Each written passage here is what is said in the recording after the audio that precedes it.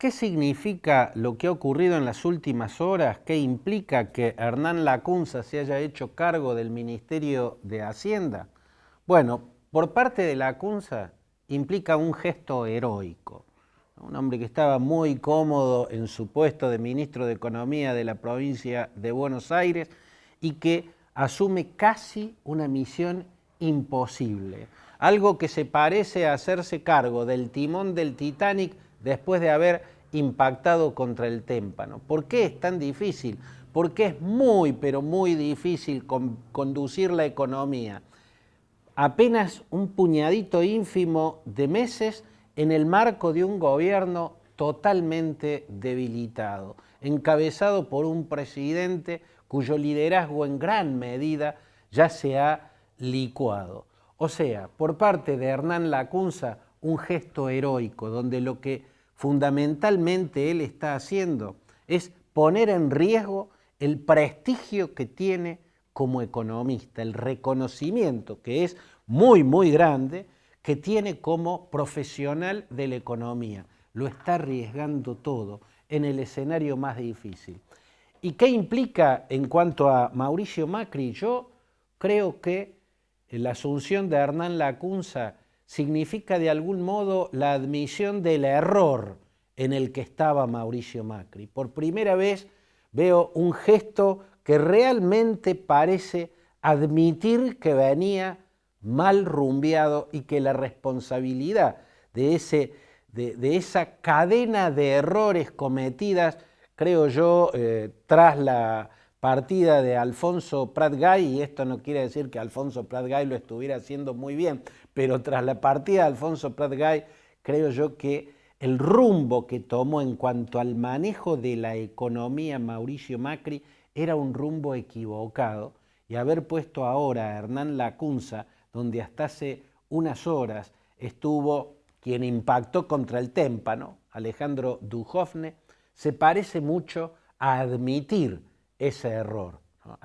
Al presidente admitiendo que había puesto la proa en un rumbo equivocado. ¿Y cuál era ese rumbo equivocado? ¿Reducir el déficit fiscal? No. Yo digo, admitir un error en lo referido a que en un país en el cual es imprescindible para las grandes reformas que hay que hacer implementar grandes acuerdos, grandes consensos, las figuras que se necesitan tienen que apuntar a eso. Pero el presidente, sobre todo después del triunfo en las legislativas del 2015, hizo exactamente lo contrario. En la primera mitad de su gestión, dentro de lo que se llamaba la economía gradualista, él había mantenido buenos puentes con la oposición, había logrado buenos consensos, muchos acuerdos, que le permitió que la oposición le aprobara muchísimas leyes, y esto le permitió una gestión gubernamental medianamente serena y hasta diría exitosa. Se lo vio en el resultado de las legislativas del 2015, donde obtuvieron un triunfo muy importante, pero ese triunfo embriagó al presidente. Esta es mi hipótesis, embriagó al presidente. Entonces salió el verdadero Mauricio Macri, aquel que no quiere acordar nada con la oposición, aquel que no quiere consensos, que no quiere nada que se parezca a un cogobierno. Entonces empezó a ser un poder ensimismado. Incluso empezó a frisar, a marginar, a sacar de la mesa chica a Monzó, ¿no? El titular de diputados que tanto lo ayudó a tender puentes de entendimiento con la oposición que permitieron la aprobación de tantas leyes en la Cámara Baja, a frisarlo y apartarlo de la mesa chica de las decisiones a Rogelio Frigerio, ese ministro del Interior que tantos puentes le tendió con los gobernadores del interior y que habían funcionado muy bien. Colocar a Duhovne en el Ministerio de Hacienda era adentrarse en ese ensimismamiento, en ese romper los puentes, ¿no? Porque embriagado de soberbia pensaba que el gobierno podía tener todo el éxito para sí sin tener que compartir nada con una oposición. Quien siga esta página de Canal 12 o quien siga mis columnas en La Voz del Interior, en la revista Noticias o en los medios del exterior donde yo escribo, bueno, sabrá que siempre estuve en la vereda de los que podríamos denominarnos pacto moncloístas o moncloístas, ¿no? O sea, lo que decíamos que Argentina ameritaba una versión nacional de lo que fue el pacto de la Moncloa en España, aquella que permitió un arranque tan fenomenal de la democracia española. Bueno, no hizo esos acuerdos Macri, eligió ensimismarse. Por eso, en lugar de poner un ministro de Economía que tenga, como Hernán Lacunza, el reconocimiento de todos en el arco del pensamiento económico, desde los más ortodoxos hasta los más heterodoxos, de que es un economista brillante, ¿no? Eso es lo que piensan de Lacunza casi todos los buenos economistas argentinos en todo el arco del pensamiento económico, desde el más ortodoxo al más heterodoxo. Que tenga, como tiene Hernán Lacunza, un gran reconocimiento del arco político, de todo el arco político, en el peronismo, en el masismo, en todos de Lacunza hay una buena imagen. Por eso, Hernán Lacunza, que estuvo en el Banco Central con cargos muy importantes cuando el presidente del país era Néstor Kirchner, que tuvo en las cercanías de Massa, que fue asesor del liderazgo del Frente Renovador, el partido político de Sergio Massa, y que fue el ministro de Economía de la gestión Vidal, que fue una excelente gestión gubernamental, fue exitosa en muchas medidas. Hay que tener en cuenta que si Vidal perdió como perdió, no fue porque haya hecho una mala gestión, fue porque Macri y Marcos Peña no le dejaron adelantar la elección como ella había pedido. Las encuestas revelaban claramente que si la hacían a la elección en la provincia de Buenos Aires el mismo día de la elección en el rubro presidencial, Macri iba a empujar para abajo a Vidal y eso fue lo que pasó. ¿Cómo puedo estar seguro de eso? Porque es lo que pasó en Jujuy y lo explica el propio gobernador Gerardo Morales. En Jujuy, Gerardo Morales, de Cambiemos, adelantó el comicio y ganó de una manera formidable. En las PASO, la boleta de Cambiemos, encabezada por Macri, sufrió una derrota catastrófica. Fíjense cómo en la misma provincia se votó de un modo absolutamente diferente cuando en una boleta no estaba Macri y cuando en la otra boleta estaba Macri. Lo mismo era para Buenos Aires. La catástrofe de Vidal en las PASO en Buenos Aires es la mala decisión de Macri y de Marcos Peña, ¿no? Vidal tenía una gestión que la había hecho fuerte y gran parte de la fortaleza de su gestión se debía a su ministro de Economía, Hernán Lacunza, que es lo que yo defino como un liberal heterodoxo. O sea, un liberal, un hombre que considera que en la política económica el mercado tiene un rol, o en la economía el mercado tiene un rol muy importante, pero que no venera esa posición ni se abraza a ella como si fuese un dogma religioso, ¿no? Que si tiene que recurrir a medidas heterodoxas, recurre a medidas heterodoxas.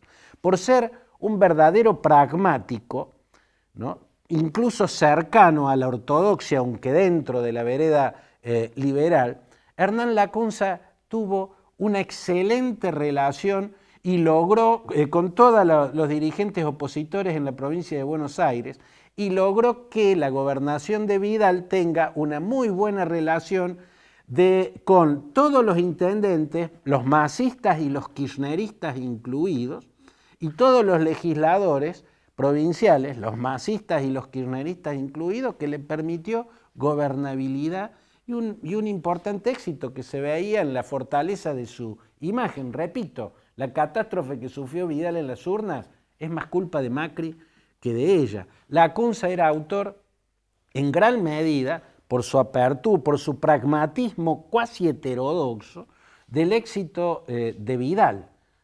Hoy una máquina electoral formidable que quedó descompuesta, que quedó casi maltrecha porque fue mal conducida por Macri y por Marcos Peña. En definitiva, lo que quiero decir que haber optado ahora por Hernán Lacunza conlleva a la pregunta ahí, ¿por qué no lo hizo antes?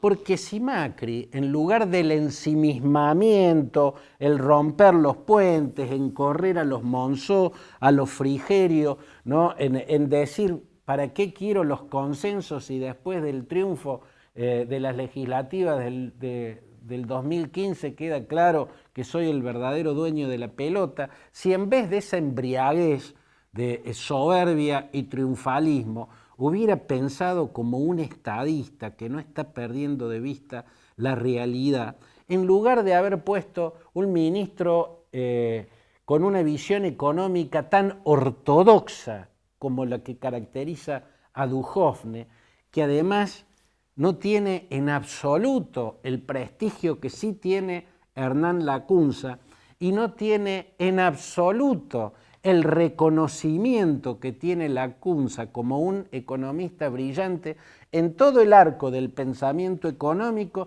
y en todo el arco del pensamiento político. O sea, haber optado en su momento por Duhovne era proclamar el ensimismamiento, el proclamar no necesitamos a nadie, nosotros podemos porque somos exitosos y mejor nosotros solos que entendiéndonos con los demás. Haber llamado a Lacunza de algún modo implica, y en buena hora, haber admitido ese gigantesco error. De todo esto voy a exponer este jueves a las 18 horas en la sede Nueva Córdoba de la Universidad Siglo XXI, en la calle Ituzaingó 848, como usted está viendo en la pantalla. Tome el nota de estas indicaciones, Ituzaingó 848, allí está la sede Nueva Córdoba de la Universidad Siglo XXI, de la que soy profesor en la Facultad de Ciencias Políticas, y a las 18 horas de este jueves voy a exponer en una clase abierta al público, por eso lo estoy invitando, sobre este extrañísimo y crucial proceso electoral que está viviendo la Argentina. Ahí vamos a analizar lo ocurrido en las PASO y lo que puede ocurrir, ¿no?, en lo que queda por delante del proceso electoral. Voy a explicar también por qué es tan importante que el presidente haya decidido, y espero que lo cumpla, actuar como presidente y no como candidato en una instancia tan delicada, porque además de que su gobierno ha quedado en un estado de fragilidad gigantesco y que la economía puede convertirse en un agujero negro, el mundo está como avanzando peligrosamente hacia una recesión global que va a ser la consecuencia de una serie de hechos desopilantes y graves que se dan también en el campo de la política. Los errores de la política afectan negativamente la economía, incluso la economía mundial está seriamente afectada. Hoy renunció Giuseppe Conte, que era el primer ministro de Italia hasta hace unas horas, y renunció por estar en el medio de dos fuerzas que se asociaron pero se repelen, el movimiento Cinque Stelle, que es antisistema pero de centro liberal, y la Lega, que es un partido de ultraderecha, ¿no?, el partido del cruel ministro Matteo Salvini. Digo cruel porque lo que está haciendo con los inmigrantes es crueldad pura. Lo que está pasando en Italia, el hecho de que en el 10 de Downing Street esté Boris Johnson, o sea, que Boris Johnson, un personaje desopilante, un demagogo total, sea el primer ministro de Gran Bretaña y que haya llegado a ese cargo por el Partido Conservador, el que se supone predicador de equilibrios y de mesuras, ¿no?, ha puesto a un desopilante demagogo al frente del gobierno británico. La carrera armamentista que empezó a facilitar Donald Trump cuando sacó a Washington del tratado INF, o sea, del tratado de armas nucleares de alcance medio que habían firmado en 1988 el entonces presidente Ronald Reagan con el entonces secretario general del Partido Comunista de la Unión Soviética, Mikhail Gorbachev. A eso hay que sumar la guerra comercial entre Estados Unidos y China, que tiene componentes de políticas agresivas, decisiones políticas de alta agresividad, como son la mayoría de las que toma Donald Trump. A eso hay que sumar lo que está pasando en Hong Kong, donde puede haber una represión que recuerde lo que fue la masacre de la plaza de Tiananmen, lo que está pasando en la India, donde el primer ministro ultranacionalista Narendra Modi le ha quitado la autonomía a Cachemira, haciendo que crezca el peligro de una guerra que sería nuclear probablemente con Pakistán, entre Pakistán y la India, a lo que Jair Bolsonaro, mostrando que es un desequilibrado total, y ahora también a través de su canciller, ¿no? Ernesto Araujo, quien por estar al frente del aparato diplomático se supone que es, o quien debería ser el más diplomático de todos, y sin embargo él también está pateando el tablero de la relación con la Argentina y generando una potencialidad de tensiones políticas en el futuro del Cono Sur. Toda esa situación rodea a la Argentina, por eso es tan delicado que en este momento, es tan imprescindible que en este momento el presidente actúe como presidente y no como candidato, que fue lo que hizo durante toda la semana pasada. Vamos a un corte muy breve y le recuerdo luego en el cierre la invitación para este jueves.